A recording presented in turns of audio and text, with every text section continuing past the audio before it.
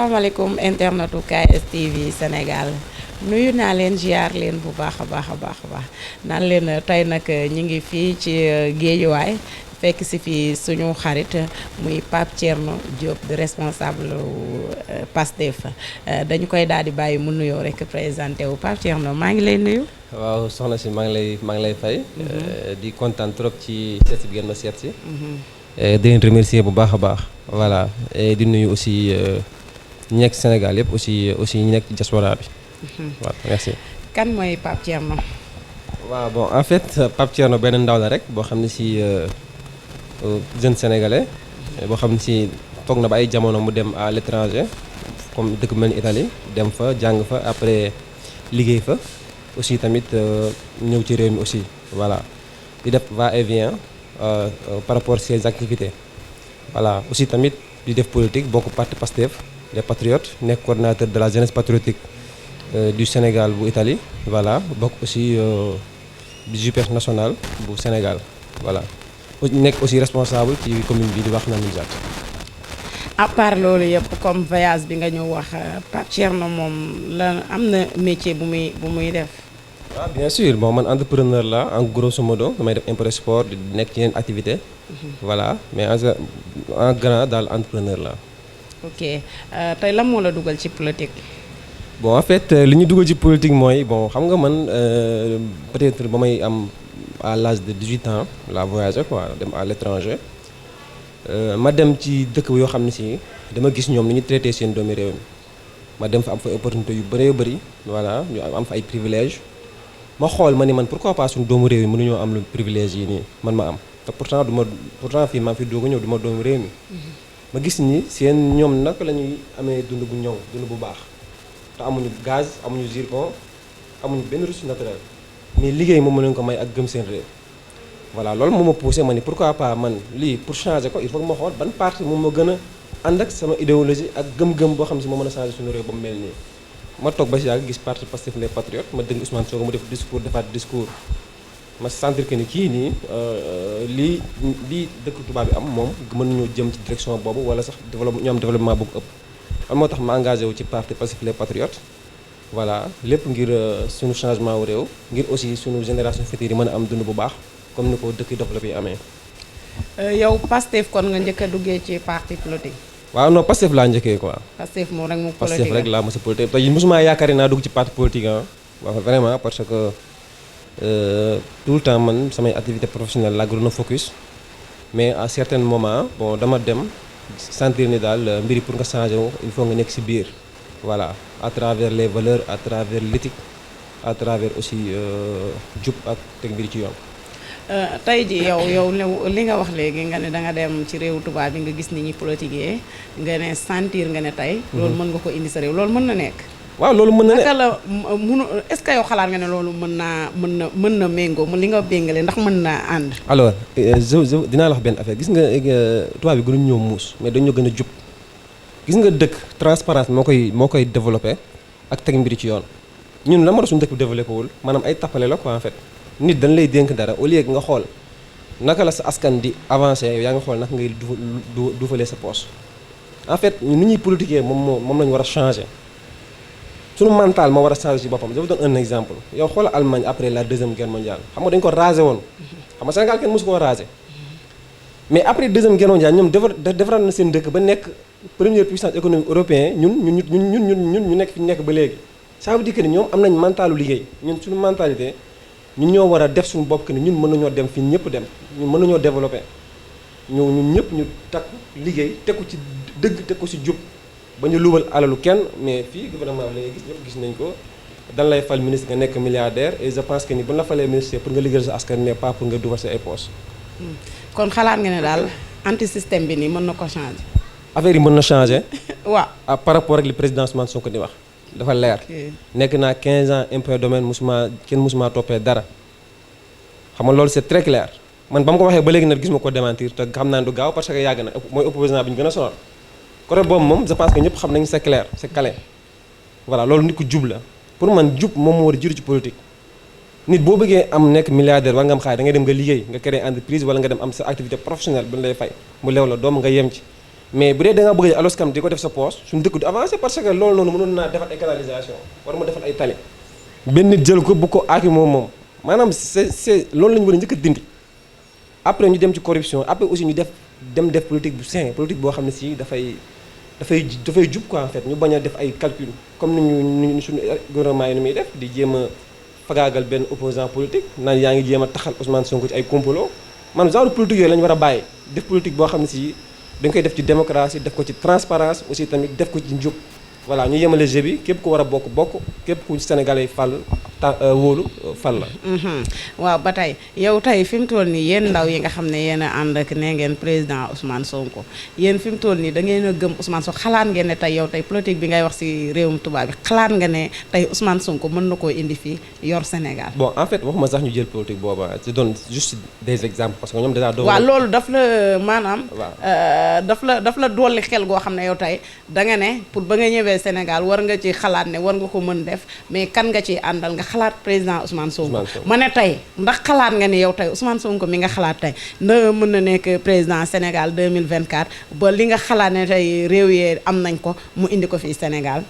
loolu non seulement loolu dafa mën a nekk parce que aussi loolu liggéey la laaj quoi à travers suñu parti yow gis nga ba président Ousmane Sonko génnee def benn déclaration bu ne je suis candidat ba léegi gis nga responsable ni ñu jugee suñu parti tout le temps chaque dimanche booy génn gis nañ ñi ngi massifié voilà ñun xaaruñu kenn quoi parce que gëm nañu ni pour mu nekk président du yomb quoi en fait dafa laaj liggéey. te liggéey bu mu laaj mooy dem sur le terrain.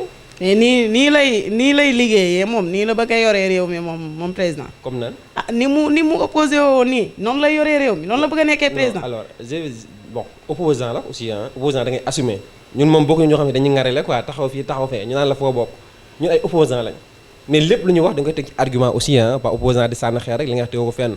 président Ousmane Sonko li muy wax yow mënoo koo dindi. defal ndànk ba tey mais président Ousmane Sonko ndaw yi mu indi fii nii ñi mu defar saaga lañ leen xamee wàcc ci mbedd mi suñu doom yi di dee moom Ousmane Sonko moom ba mu toogee ba tey moom dëree ba mu commencé ne daa bëgg a toog ba tey dëree tay tuuru rek.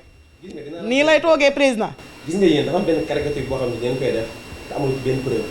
yow mënoo ma leen benn jeune Pastef boo xam ne si dafay saaga. dégg nga lii. man lii moom un exemple xam nga man responsable laa ci Pastef. waaw. am na yeneen responsable Ibrahima Thiam peut-être beaucoup ay Sadio Lamino Bakary y a beaucoup de responsables même mosuma gis kenn kuy saaga. ñii saaga ñan lañ. ñii saaga xam nga exemple nit mën na nekk ci internet bi quoi jël for Ousmane Sonko xam nga mën na nekk sa opposant def ko te nit wax yéen doo leen bàyyi lay boobu. kii waa Sonko la. yéen léegi temps yi lay boobu ngeen jël yéen. xam nga war a focus ci responsable ci ñi nga xam ne ñii Pastef lañ bëgg mën leen a dut baaraam ñooñu mënu ma ñu limal kenn kuy saaga bu dee xam nga ko wax ma ko.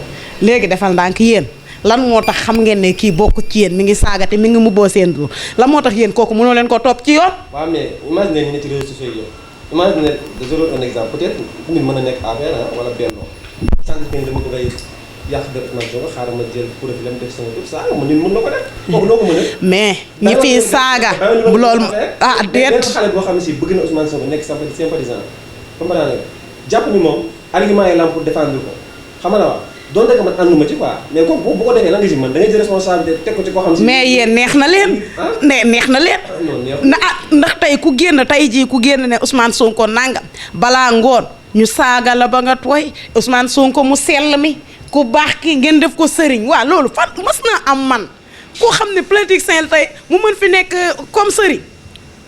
bon en fait gis nga li may wax mooy bon donc dinaa la ko répéter quoi ñii saaga mënoo leen jël bokkul leen ci Ousmane Sonko ay mën na nekk ay sympathisants. sëriñ bi ngeen ko def mais yow suñu parti ngay xool yow jeunes yi nga xam. mais yéen sëriñ ngeen ko def sëriñ ngeen ko def benn jeune boo xam si dafay saaga ñooñu ay argument la ñuy développé. waa léegi sëriñ bi ngeen ko def nag loolu moom yéen la. waaw mais takk njéel la loolu moom yéen la. peut-être am na jeunes yoo xam ne dañoo xër xam nañ moo leen a contrôlé. ngeen nangu loolu def ko comme sëriñ. am na ñoo xam si dañoo xër comprendre nga peut-être foofu la seen gëm-gëm toll. loolu da te noonu la ñuy gëmee. voilà président. waaw mais loolu peut-être da koy laaj nga xam si ñoom ñooy takk njéelu quoi. ah mais yéen daal def waxal ba doo yow pare saay doo ne Ousmane Sonko mu sell mi doo ko wax. waaw mais loolu peut-être solo yaa la parce que jàpp nañu dafa jub jàpp nañu kii vraiment lépp lu muy def ci lu baax la ko teg à travers jaar-jaara moo tax ñu ne ko mu sell mi. waaw ba tey mu sell mi léegi ñu ñëw déet yéen a ne mu sell mi kay kon mu sell mi waaw ba tey ñu ñëw yéen gis nañ tey Ousmane Sonko ay discours yi muy def yëpp jeunes yi wàcc leen ci mbedd mi ngeen xeex wàcc leen ngeen xeex rek la ñuy gis ndax tey loolu muy jógte loolu mën naa yorum réew.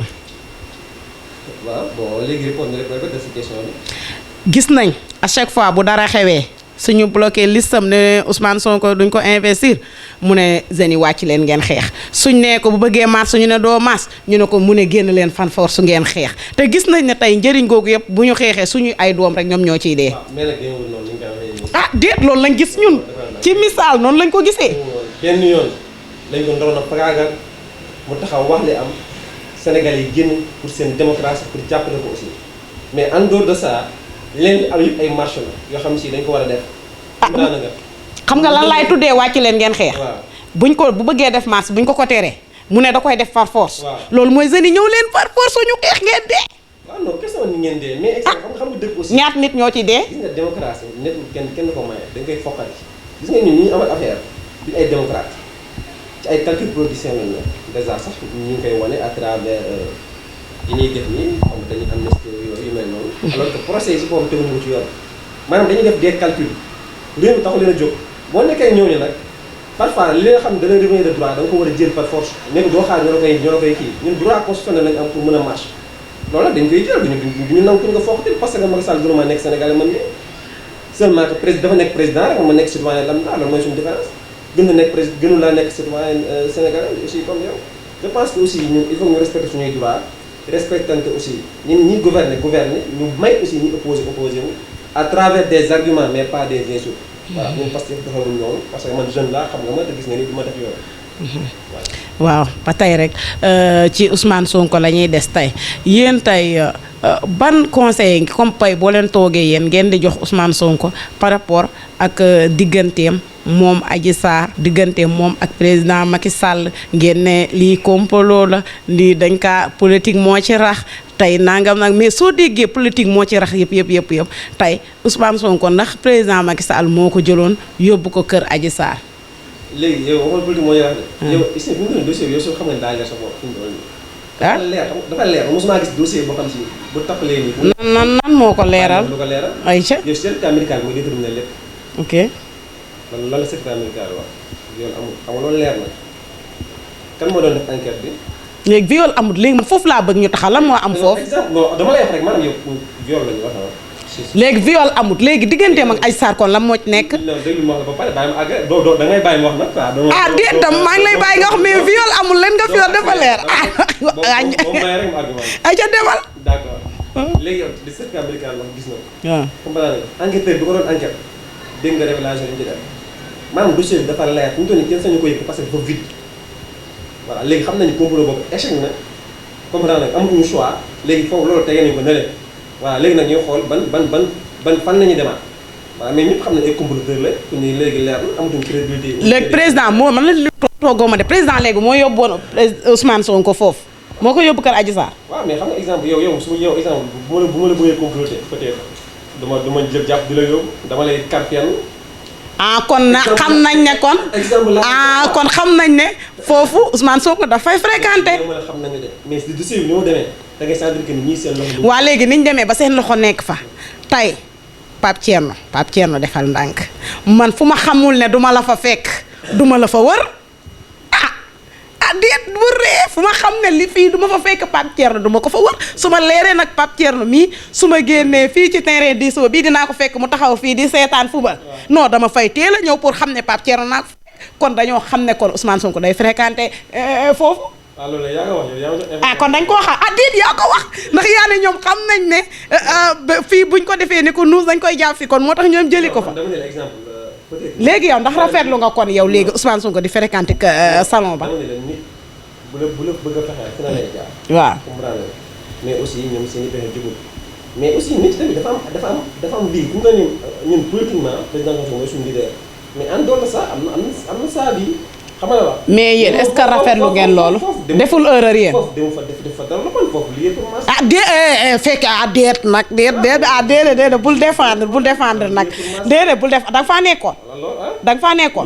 pour loolu moo ko tax déet mais defal ndànk mais déedéet yow léegi lan moo indi coow li bu nekkoon dem maasew rek dem est-ce que coow li yëpp dina toll fii. waaw mais coow li ba mu ñëwee à la fin xam nañ la ci nekk xam nañ ni loolu dara ci dëgg xam nga loolu déjà ça ferme tout lépp tëjoo ñëpp xam nañ ni. léegi yow tey boo toogee tey pour nga xalaat sa xel ndax toogoo tey ne nga ne nag président mii seen président bi kat nañ ko yedd ne yéen rafetlu leen woon mu dem foofu ngeen demam fa bettu leen.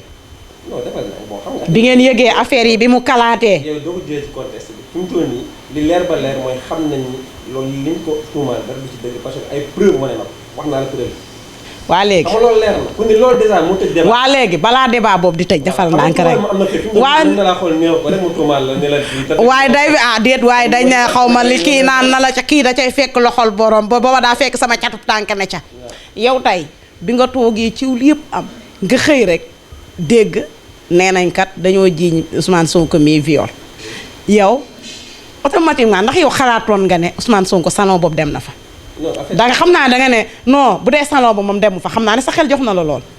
gis nga exemple lu mel noonu mën na ko jiiñee ku ne du salon doomu mais li lépp solo mooy les faits ba xam am na wala amul man c'est ça qui est plus important ci man ba ma ko déggee mais léegi man importé woon na proprement mais l'essentiel mooy fu mu mujjee ñëpp xam nañu amul Sénégalais gëm nañ ko te aussi wane nañ dafa ñu xam fa lañ wane gëm nañu loolu amul élection yi jàll dafa gagné ñaari yoon dafa gagné local gagné législative Sénégal yi ne ko yow la ñu àndal à travers sa jub à travers sa dëgg ñi nga xam ne dañoo def complot ñu tegal leen fële xam ne ñii yor réew tax leen complot moom mën nañu ko moom mais mënuñu yor réew comprendre nga c'est ça loolu mooy li nga xam si am na léegi nag bu ñu peut-être génn ci point boobu. non dañ fay génn mais da point boobu xam nga tey bu ñu leeralul point boobu nag yaa ngi bëgg a daw point bi te point bi duñ ko mën daw non duñ ko mën daw léegi Ousmane Sonko est-ce que tamit jotul mu taxaw génn ne àtte leen ma ngeen leeral ko nañ xam nga tey ba tey àtteeguñu ne nangam ngeen leeral ko ndax tey suñu doom yi nga xamante ni ñaata nit ñoo ci dee tey ñooñu ñu mën a xam ne ñii kat lii moo tax ñu dee léegi fan la féete kon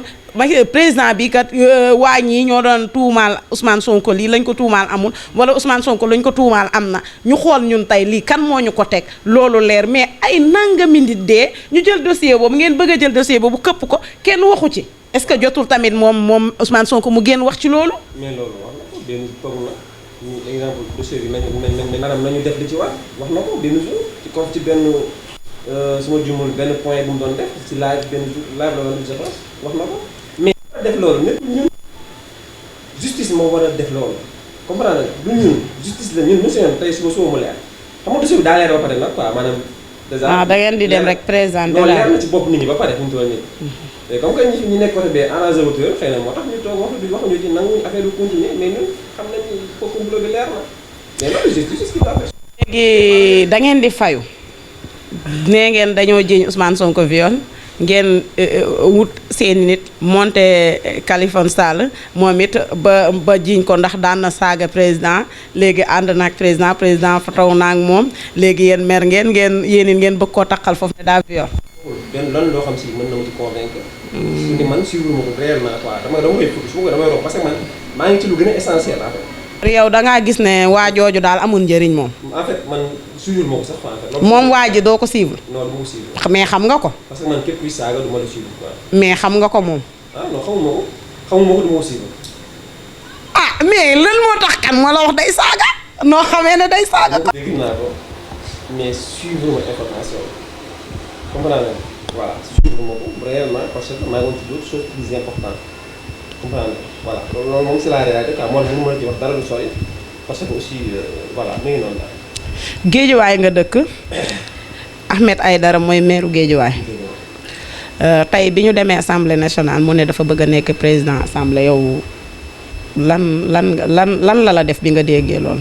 bon en fait damay wax de manière plus large quoi gën a yaatu man li ma doon gënal mooy waa Yewwi Askan Wi bu ñu demoon ñu am benn candidat moom mu doon gën a comprendre voilà sur ce côté là gëm naa ni muy Ahmed wala muy Ba war nañoo fexe ba ñu am benn candidat. kon loolu laa gëm quoi voilà ñun waa Pastef posé ñu suñu candidat bi te pourtant kenn ëpp ñu si légitimité bi ñu ko am nañu 25 députés mën nañu posé candidature mais defuñu ko. lépp ngir cohésion am pour man peut-être dañoo waroon waxtaan ñu fexe am benn candidat ma loolu laa gëm mais nag xëy na peut-être seen gis-gis la mais ku ne am nga droit peut-être nekk candidat mais man li ma gisoon mooy il faut ak confiance bi ñu Sénégal war nañu organiser ba fexe am benn candidat ma loolu laa gëm. loolu laa wax ko ne loolu laay waxaat fii aussi. ok tey boo doon wax diggante Ahmed Aïdara ak ki nga xam ne mooy Baat kan nga doon wax mooy bàyyi kenn ki dem. bon en fait xam nga aussi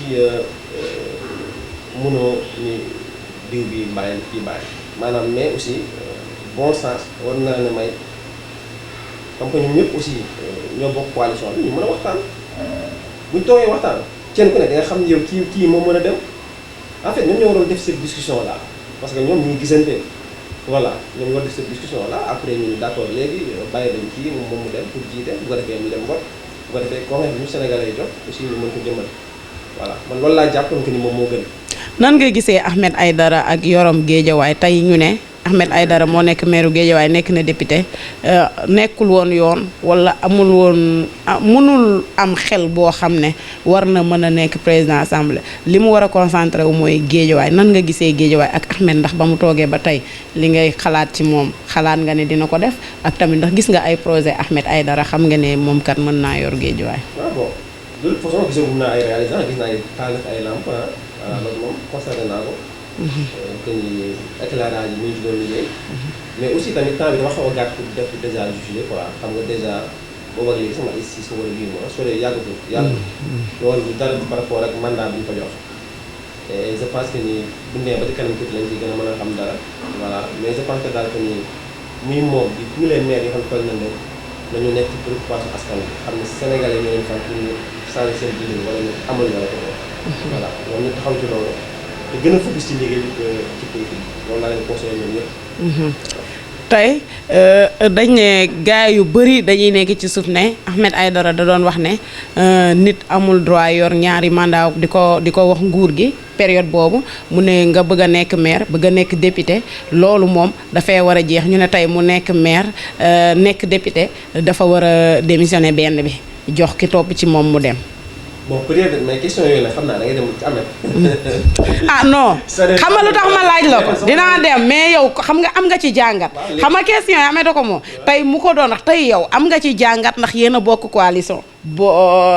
Yewwi Askan Wi tey yow loolu war nga am position boo taxawee nga ne non Ahmed mii dafa war a joxe wala Ahmed dafa war a toog liggéey na yow loolu war nga ci am ndax xalaat jeune nga tamit waaw.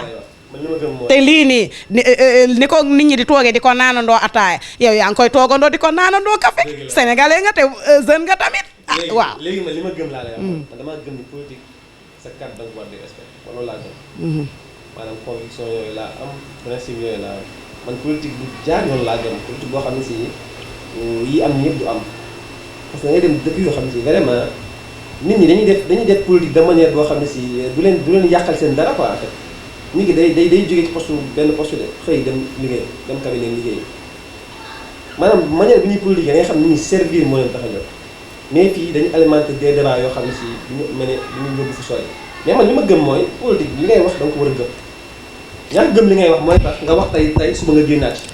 waaye yow sa genre politique bu tubaabe bii moom xalaat nga ne mën naa nekk fii Sénégal. non du tubaabe de. ah déet lii politique bu baax la. non da ay politique bi ni politique war a demee laa lay wax. déedéet pas ñu lay jox xaalis pour nga voter nit. booy voter da nga war a voter par rapport ak seen ngëm-ngëm. waaye Sénégal fii lii dafa loolu dafay yàgg de. waaw loolu nag ñun ñëpp ñoo ko war a dindandoo loolu la président. waaw léegi yow boo fi nekkee yow mii bëgg fee def politique bu tubaabe bi ndax politique bi di nga ci avancé Pape Thierno. non bon léegi sax man bu ma déjà lépp lu baax moo la ko tubaabe bi sax. tellement bu dee économiquement wala ci wàllu développement raw nañu. mais ñun am nañ suñu valeur.